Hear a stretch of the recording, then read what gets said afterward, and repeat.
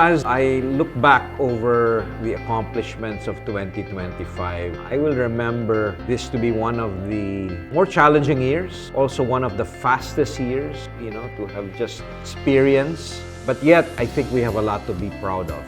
The industry is on track to reach about 1.9 million jobs and $40 billion in export revenues.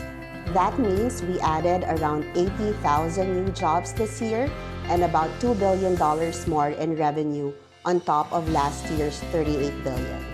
Growth of 4% in jobs and just over 5% in revenue is impressive at this scale. The sector now makes up more than 8% of the country's GDP. Nearly 2 million Filipinos are powering this industry from Metro Manila, Cebu, Clark, Iloilo, Davao, and other emerging hubs. We're projecting around 80,000 new roles. Most of these will still come from steady growth in contact centers, along with more opportunities in BFSI and healthcare services.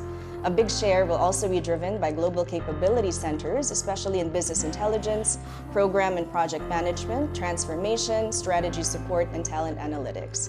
This clearly shows that the industry is moving toward higher value work. And they're doing everything from customer experience, finance, healthcare, IT. It's one of the strongest engines of inclusive, modern work in the country today. Investors continue to choose the Philippines because our industry has remained resilient and reliable. Even with global uncertainties, the Philippine IT-BPM sector has shown steady performance and consistent delivery. The passage of Create More was the single most awaited piece of legislation. It was because our investors felt that ease of doing business has been affected, and the passage of Create More was expected to address the problems of ease of doing business. And therefore, with that passage, we also expect that we could have fully addressed these problems on business permitting, implementation of incentives, and also work from home. I can't recall a year where we had as many headwinds, challenges, and most of all, this overhang of uncertainty towards IT-BPM and also the overall broader economy. 2025 was a turning point for our industry and how we are seen outside of the bubble. This year was more content from association, from the employers, the employees, even the lovers and haters. We had content from both sides, a lot of stories that made us more visible, more relatable to Filipinos and the world, and even more vulnerable. Some stories went viral, not for the best of light, but that's a part of a growing brand, I guess. So from 20 Platinum members, we're now at 30. So that's a 50% increase in the number of Platinum members. For this year, we have a total of 72 new members. So we're now at 430 plus members. Yeah. It's hard to choose among the events we organize because we always strive to capture the spirit of the industry in everything we do. However, if I really had to pick two, I would say Solaya, the IT-BPM Awards, and the International IT-BPM Summit stand out the most. These events bring together the movers and shakers of the industry, united by a common goal and shared vision for progress. We really have to show what the industry is doing for the country, for our talent force. Globally, we're no longer just a catch basin of the principal's tasks that they don't want to do anymore. We are their partner in innovation, we are a hub of digital talent, and a community of companies that do things the right way. That is the Philippine IT-BPM industry of the 2025.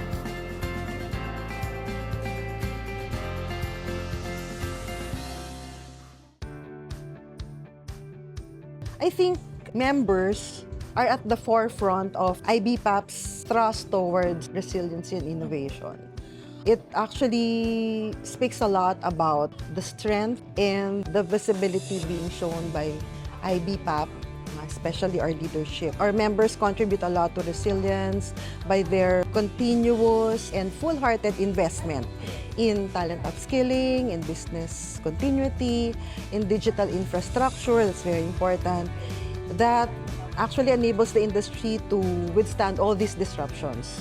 Well, our industry depends a lot on the availability of qualified talent. So talent upskilling is really critical for our industry. Second, business continuity. As you know, Philippines is in the Pacific Ring of Fire, so it's important to really invest in business continuity plans and risk management tools and capabilities. And of course, digital infrastructure, because you know how fast technology evolves.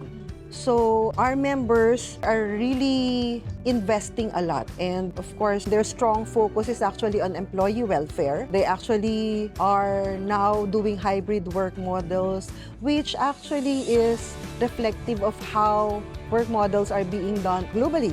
Actually, what's also very touching is what I hear from external people that are not part of the industry, and they talk about how the industry has been contributing to the upliftment of their quality of life or even the economic activity in their own hometowns. Our initiatives in occupational safety and health and labor standards and general labor standards has driven our members' commitment to, first of all, be compliant with what the law requires in terms of guarding the safety and well-being of employees. So beyond just being compliant, what we were driving is a commitment to voluntarily comply. And that means doing what the law requires, not just because it is required by the law, but because it is important for the safety and well-being. So I think our initiatives over the years, and especially this year in 2025, where we continued to negotiate and work with government for standards that are relevant to our industry, has driven that commitment for our members as employers to take care of their people and to make sure that by following what is required by the law and looking beyond just compliance and promoting best practices in the safety and health space, it has driven our members' commitment to make the safety and well-being of their employees first. Because after all, people is the greatest asset of our industry. So coming from 2024, which was a strong year, it made 10 times of the year before in terms of media mileage. I honestly had a mini heart attack coming into 2025. This year, we started doing everything in-house, starting with just the four of us.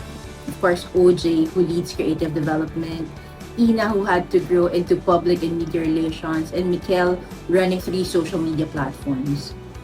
Then we welcome Justin, who is our all-around producer for music and multimedia.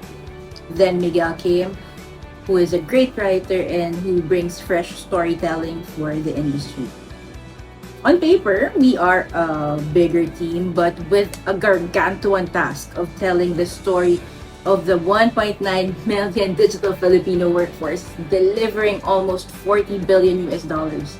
The 10th of our country's GDP on growth levers such as talent advocacy, policy, infrastructure, and of course, country branding. Needless to say, we were very tired. We were very tired.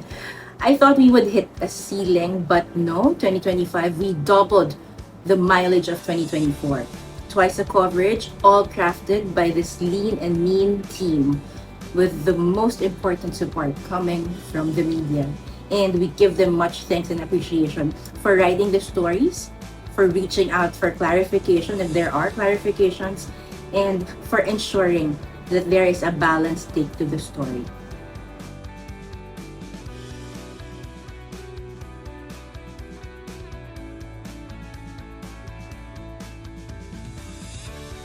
I think as we concluded at the International IT-BPM Summit in September, what took us what got us here may not be enough to take us where we need to be in the coming years. Global challenges, we've become much more interconnected, intertwined. Transformative technology has accelerated the need for change. Will accelerate the the new work types of the future. But I think our North Star will continue to be the urgent need to continue to upskill and reskill our workforce and the incoming generations of job seekers. That's the only foolproof way to prepare for what's ahead. So as I've said many times before, never before has it been more important to take personal responsibility for our lifelong learning journey. And regardless of what you are interested in, regardless of what domain skills you want to focus on, I think you need to integrate the importance of course, we're good communicators, but on top of that, build on our comprehension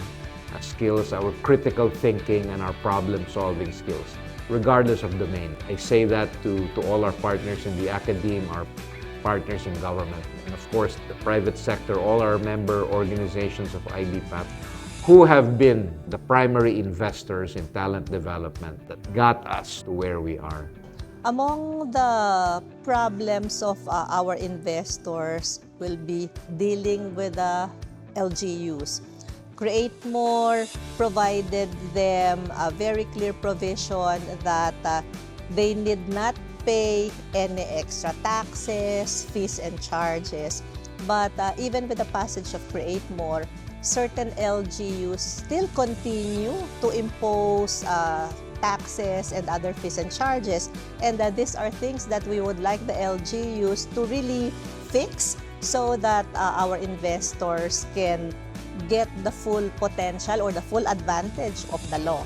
We should be able to sustain the supply of qualified talent. And in this day and age, having digital equipped talent, digital savvy talent is really important. So these laws will make sure that the Philippines continues to meet its promise to investors that the talent that they can get in the Philippines will always have the right skills, they have the right mindset, they have the right heart for the kind of work that is brought to the Philippines by the IT-BPM investors. So those laws are important because it puts in place a structure by which we can train talent sustainably, and it is implemented at scale. So we are looking forward to the complete implementation of these laws with all of the right policies in place to make it work without any problems. We're waiting for that.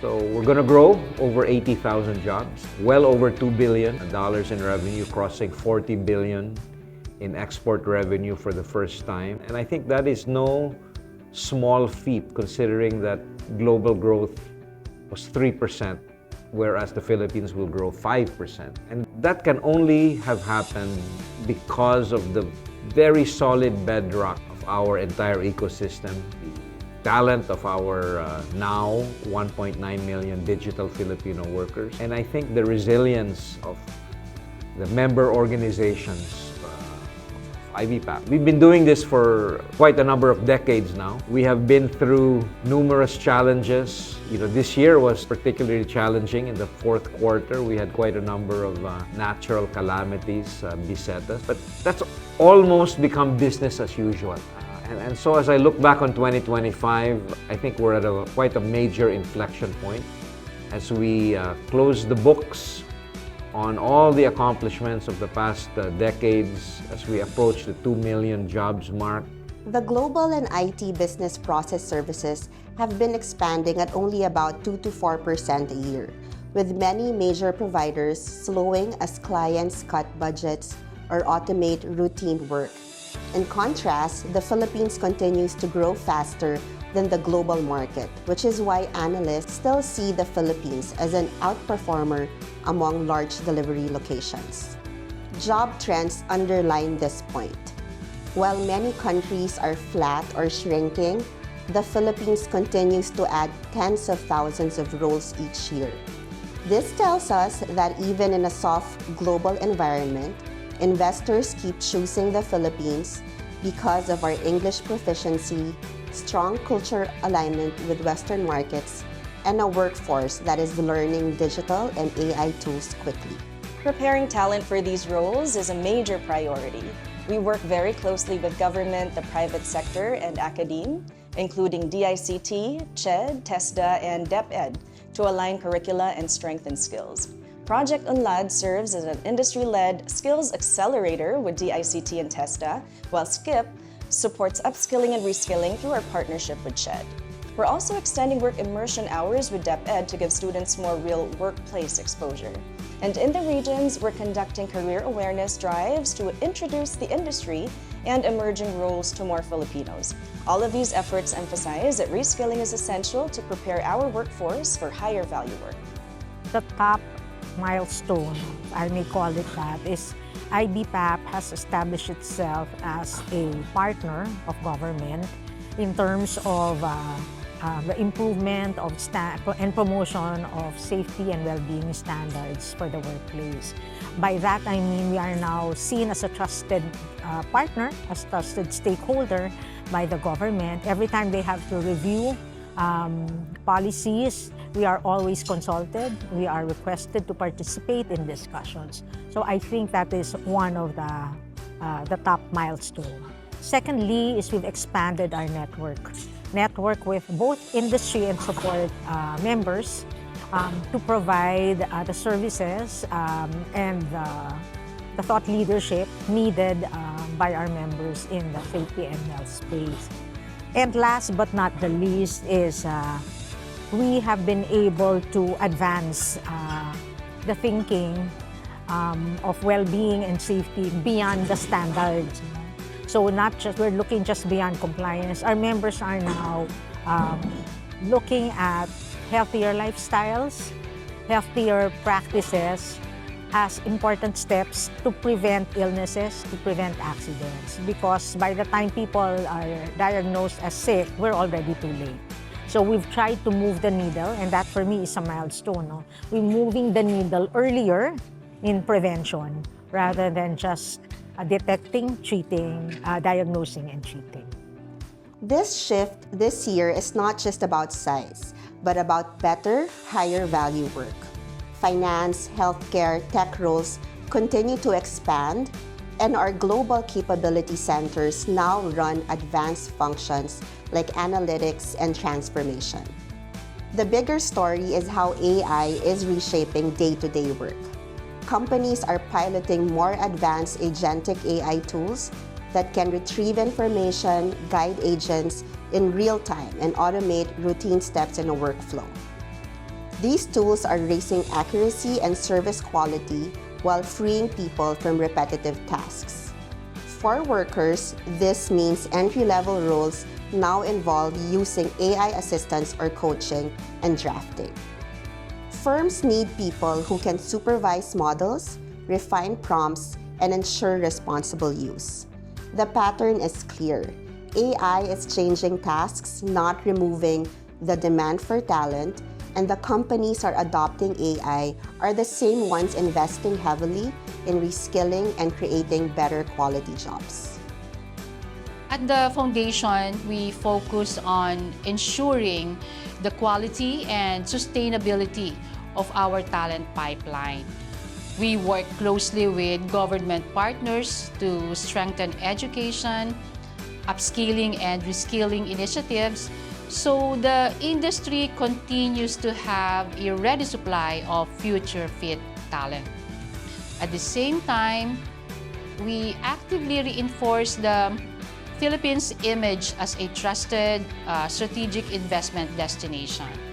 This means engaging global investors, highlighting policy reforms, and communicating the country's value beyond cost, such as resilience, scalability, and increasingly our capability in higher value and tech-enabled services. Right now, we're seeing a lot of opportunities across the industry, particularly in contact centers, banking and finance services, and healthcare services. Global capability centers are becoming a major growth engine for the industry.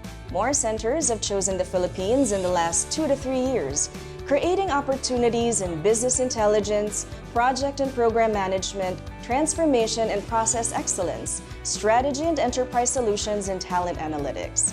GCC growth shows strong confidence in Filipino talent and supports the shift toward higher value work. What brought us here won't get us to the next. We have enough satisfaction on the achievements that we have done the past decades.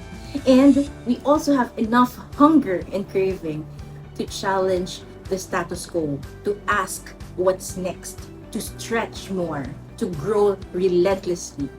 The industry did not come this far just to get this far. That was really critical for us, I think. And the way we responded was actually vital, I think, to the way the public formed an opinion or viewed the industry. But the way we've bonded together, the way we tackled the issues, especially when a labor group was throwing stones at us, it was very encouraging. And because IBPAP chose to be present and we chose to be in the middle of that conversation and defend the industry, defend our members, I think it actually showed the whole industry, not just our members. It showed IT-BPM companies what IBPAP can really do for them, how they can benefit as an industry player, and how far we're willing to go to serve them, to serve the industry, not just our members. Because when I reassured the local government of Cebu that we are not trying to get exempted from anything, but we are all in our willingness to collaborate with them, to work with them, to make sure that the industry is compliant and that we always prioritize our workforce when it comes to challenges like this one, when it comes to disruptions like what happened in Cebu. I think our partnership with the government is key in getting us heard, in terms of what is needed by our industry, what works for our industry. And when we talk about OSH standards, the standards are very old, circa 1979, 1989. And while the discussions are still ongoing, I wouldn't call us very successful yet in terms of influencing the final outcome. But the fact that they continue to listen to us every time we request meetings, that to me signifies that the government is paying attention to us. And for our industry players, first of all, our industry members have seen our LSH initiatives as offerings to protect the IT-BPM workforce. So whether they're members of LSH or not, our industry members are very active in LSH initiatives, and the support members are very active in trying to find trying to fill in the gap of what our employees need and providing the services and information that our members will need in the LSH space.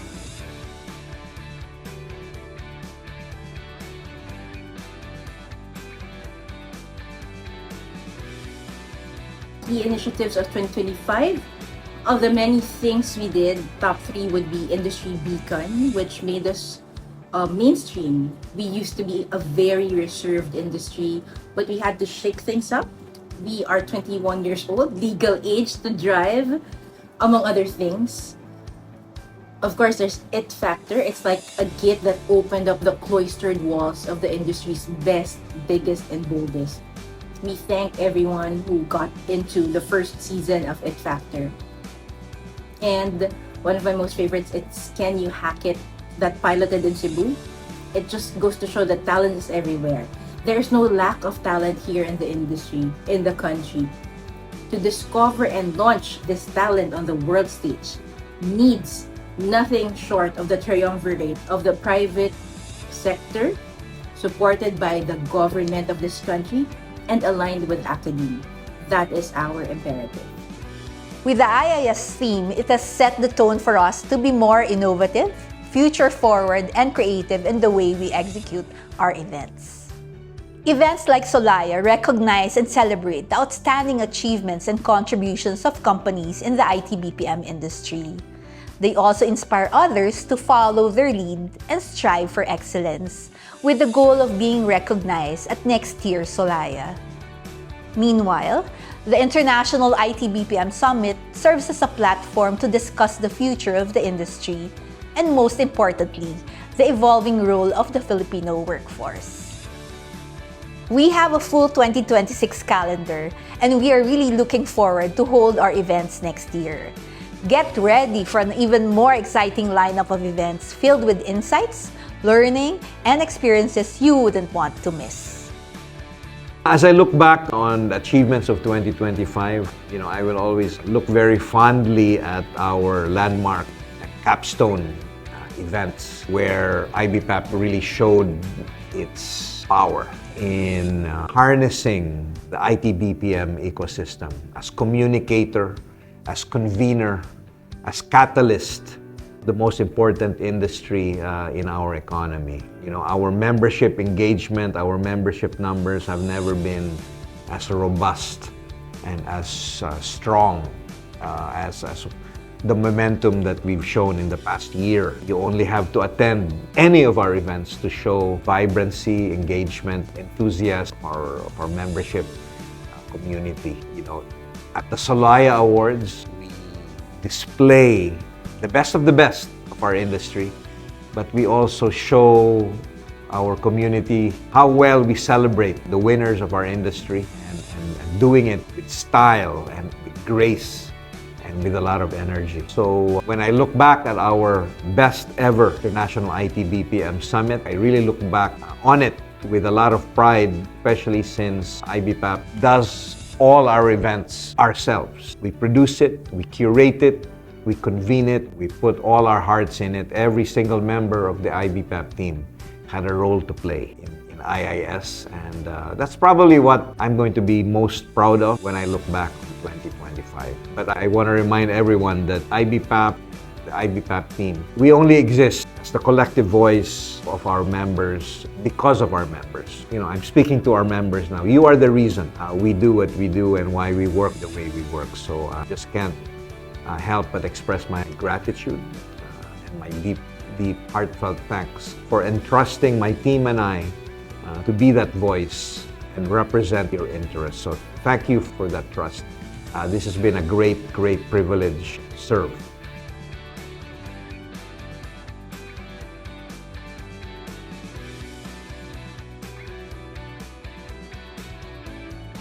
Looking ahead to 2026, the roadmap and latest guidance from IBPAP point to another year of steady jobs-led growth. The industry expects to reach around $42 billion in export revenues and close to 1.97 million direct jobs by 2026. That puts us within touching distance of the 2 million job mark. Everest Group expects the global services market to grow, but at a moderate pace. So the bar for us is to continue outpacing global averages through higher value work and deeper client relationships. The big themes for 2026 will be threefold: scaling AI responsibly, expanding global capability centers, and doubling down on talent. We still have quite a lot of plans, and I think when we did the membership satisfaction survey in 2025, it is because we wanted to know our members intimately, because we want to know how we can further help them minimize their pain points or challenges come 2026. So that will be the results we got from that satisfaction survey will be critical in planning for 2026. And we're already excited because we have quite a lot of plans. We want to do more engagement activities. We want to do webinars that will address different concerns of the industry.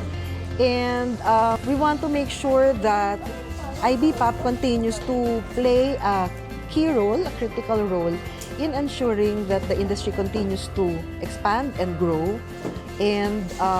grow stronger at that. The Philippines is the second top destination for IT-BPM, and it is because we were able to prove that we have the right mix of the factors that an investor looks for an IT-BPM destination. So I would say that our partners in government should make sure that the Philippine advantage continues to be strong. And what we mean by that is we are able to supply the kind of talent that the investors look for. So the education-related agencies should make sure of that.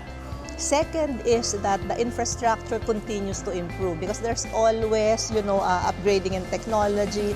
Investors really upgrade their standards, and therefore we should make sure that our infrastructure is at par with the expectation of investors. And it's not just in Metro Manila. It should be, nationwide.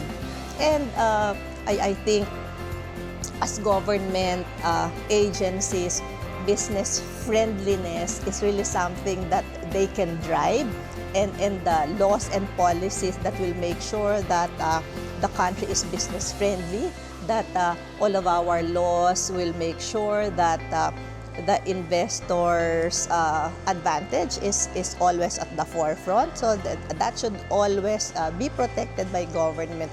And lastly, investors come here because they know that it will be profitable to locate in Philippines. So therefore, cost of doing business should also be always evaluated, and therefore, agencies of government that are able to control that should always make sure that we are competitive with the major IT-BPM destinations. And because this is an industry that has contributed significantly to the country's economy, I hope that all of them are aligned in terms of making sure that the Philippine advantage continues to be there. And I guess if they have that objective, then industry will not look for anything else. Filipino culture tells us to be modest and to not toot our own horn. But if one does not tell his story, somebody else will. So we will tell our story in 2026 with more useful content that support our growth levers of policy, infrastructure, talent advocacy, and country branding. Everything will be out there. We are an industry that takes care of our own. We have dignity in the work we do. We had remote work even before it was cool. We have occupational safety and health standards. Our business continuity plans are in place. We have ESG at the core of our operations. We give perspective and collaborate with lawmakers on shaping policies. We abide by the policies. With the challenges our country has been facing, especially this past year, let us not be distracted from the real issues. Let's not be the distraction.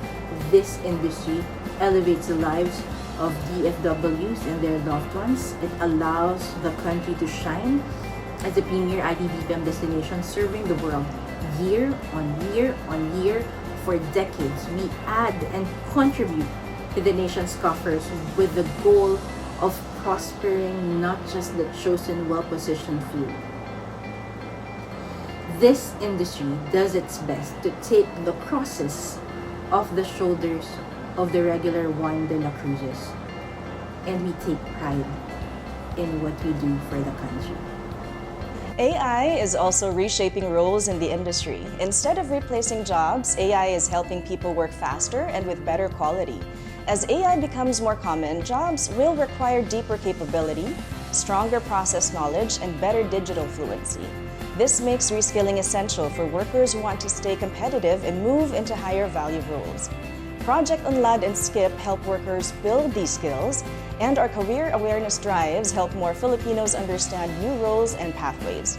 Together, these efforts support the workforce as it transitions into capability-driven, AI-enabled work. I guess my parting message as we conclude a very eventful 2025 is, we get to do this all over again in 2026.